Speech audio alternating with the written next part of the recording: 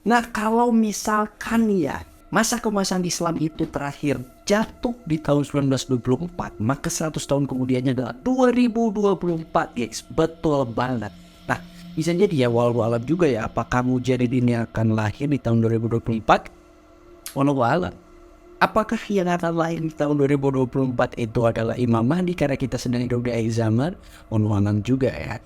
Oke, balik lagi di MSupedia. Kali ini kita akan bahas sesuatu yang cukup geger ya. Sesuatu yang cukup geger karena teman-teman ada beberapa yang tag gua di beberapa sosmed ya. Katanya pengen dibahas tentang sosok Mujahid yang akan lahir di tahun 2024. Kebetulan juga nih di tahun 2024 khususnya di Indonesia itu akan terjadi pemilu gede-gedean atau pemilihan presiden ya guys ya. Tapi sebelum kita masuk ke pembahasan yang lebih dalam, aku mau ucapin terima kasih juga buat teman-teman yang terus support sama Muslim Speak Up Channel ya.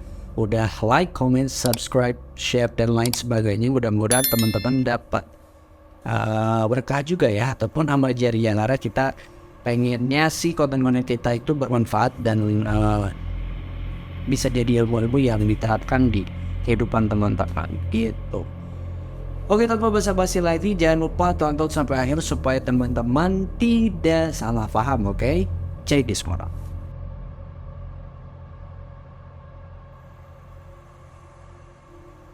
Nah, beberapa dari kita kayak ada yang seneng, ada yang takut, parno, panik, dan sebagainya dengan isu lahirnya seorang pembaharu ataupun Mujahid yang akan lahir 100 tahun setelah keruntuhan Islam di tahun 1924.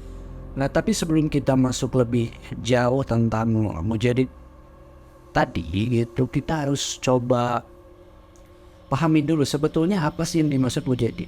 Jadi awalnya hal ini lahir karena sabda Rasulullah SAW yang bunyinya kayak gini guys, gue bacain ya. Sesungguhnya Allah mengutus untuk umat ini pada setiap akhir 100 tahun orang yang memperbaharui untuk umat agama mereka. Hadis ini diriwayatkan oleh Abu Daud nomor 4291. Nah, ada beberapa perbedaan pendapat juga tentang hadis ini guys ya. Jadi sebagian dari umat muslim berpendapat bahwa Mujahid ini bakal muncul di akhir 100 tahun atau 1 abad. Nah, beberapa Mujahid di abad-abad sebelumnya ada kayak misalkan Imam Ghazali, terus ada juga Imam Syafi'i dan lain-lain ya guys ya. Nah, kalau kalian perhatikan dari tadi kita ngomong Mujahid terus ya. Sebenarnya Mujahid ini apa sih? Nah, jadi Mujahid ini berasal dari bahasa Arab guys. Artinya adalah membawa pembaharuan atau seorang pembaharu. Yang dapat diartikan juga Mujahid ini sebagai seseorang yang memperbaiki kerusakan, di mana kerusakan ini bersifat luas juga ya. Kalau kita artikan bisa jadi kerusakan praktik Islam ataupun syariat yang dibawa oleh orang-orang tertentu. Atau bisa juga di era modern seperti ini, di era penuh dengan teknologi, ada seorang muslim yang akan membawa pembaharuan, baik itu dalam hal agama ataupun hal-hal lain guys, kayak gitu. Nah, tapi kalau kita flashback ke 1 abad yang lalu guys, tepatnya di 100 tahun yang lalu, tahun 1924, ada masa kejayaan Islam di sana. Tepatnya di Turki Utsmani guys ya. Jadi memang kerajaan Turki Utsmani ini sangat luas guys. Bayangin aja nih, luasnya aja bisa sampai mencakup Asia, Afrika Utara, bahkan sampai Eropa gengs. Kebayang gak kejayaan Islam bisa sampai seluas itu?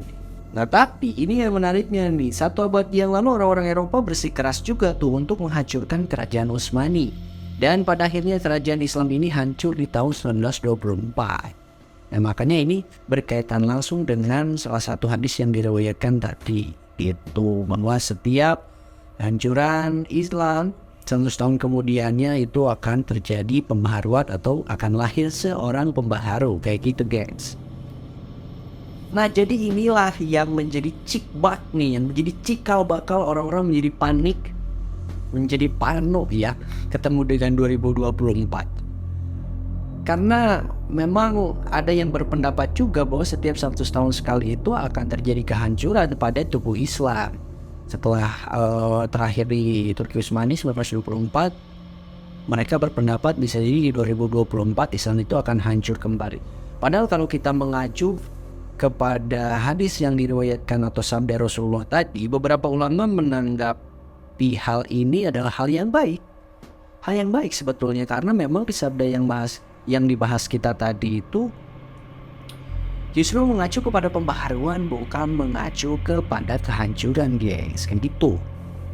Tapi ya kalau kita kaitkan dengan akankah lahir seorang mujadid atau pembaharu di tahun 2024 ini, balik lagi jawabannya hanya Allah yang tahu, guys ya. Hanya Allah yang tahu. Bisa jadi mujadid ini sebenarnya udah ada gitu. Entah dia itu adalah pemimpin-pemimpin kita di suatu negara, di belahan bumi yang mana, kita nggak tahu lah ya. Atau bisa jadi orang-orang terdekat kita yang akan nantinya menjadi seorang pembaharu daripada Islam itu sendiri, guys ya. Nah, tapi ada yang berpendapat juga bahwa mujadid yang akan lahir nanti adalah mujadid yang bisa disebut dengan mujadid reformis. Jadi dia itu punya misi untuk membersihkan Islam daripada perpecahan, gitu guys. Nantinya dia juga akan memimpin Islam di dunia dan membawa Islam itu kepada sebuah sistem yang aman, damai, sejahtera, dan lain sebagainya. Kondisinya juga bakal berbalik, tidak seperti Islam saat ini, yang mana Islam itu kan hari ini dalam tanda kutip bisa disebut didiskriminasi, Islamofobik, merajalela, dan lain sebagainya. Nah, kondisi itu akan berbalik nantinya ketika memang mujadid reformis ini hadir ya di tengah-tengah kehidupan umat muslim gitu. Allahu a'lam. Intinya teman-teman juga jangan sampai lupa ataupun harus coba cari-cari literasi tentang bagaimana kondisi umat muslim ataupun Islam saat ini ya, karena kebangkitan Islam juga saat ini udah mulai meningkat, guys. Teman-teman bisa baca-baca aja, satu hari itu bisa berapa ribu orang, berapa ratus orang yang menjadi seorang mu'alaf di belahan dunia yang mana, di belahan negara yang mana. Teman-teman bisa cari itu tentang info-info ataupun berita-beritanya, banyak banget. Gak hanya di tanah-tanah Arab atau di Timur Tengah, bahkan di kawasan Eropa juga udah mulai bangkit gitu. Jadi teman-teman gak perlu khawatir, gak perlu takut dengan berbagai informasi-informasi seperti ini. Yang harus kita lakukan adalah info-info ini bagaimana menjadi sebuah trigger ya ke dalam diri kita, bahwa memang bisa jadi kalau kita sadari hari ini kita sedang hidup di akhir zaman, gengs ya. Maka yang harus kita lakukan adalah memperbaiki keimanan kita, memperbaiki ketakwaan kita, memperbaiki ibadah kita, dan senantiasa bersiap siaga untuk bertemu dengan hari pertanggungjawaban itu. Oke, jangan sampai jadi parno, jadi panik, dan lain sebagainya.